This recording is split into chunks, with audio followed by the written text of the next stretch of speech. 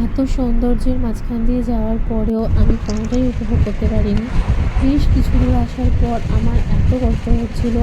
আমরা মানে প্রথমত ফোর হুইলারে উঠতেই একটা ভমিটিং একটা ভাব আসে, একটা বমি বমি ভাব আসে। কিন্তু আজকে যে গাড়িতে আমরা যাচ্ছি এটাতে এই সমস্যাটা আমার একটু বেশি হচ্ছিল। তার কারণ হলো এটা পেট্রোলের গাড়ি ছিল না, এটা ছিল সিএনজি কার। সিএনজি গ্যাসের গাড়ি ছিল এটা। তো গাড়িতে ওঠার পরপরই আমার ভীষণ একটা নাকে স্মেল লাগছিলো, পুরো মাথাটা ধরে বম হয়েছিল।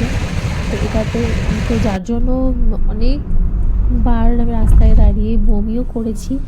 আর তারপরে at last আমি ঘুমিয়ে গিয়েছিলাম, তাই ও আর আমাকে ডাকেনি, যে ভেবেছে যে ঘুমিয়েই আমি যদি পৌঁছে যাই তারপরে গাড়ি থেকে নামলে অতটা শরীর খারাপ আর হবে না।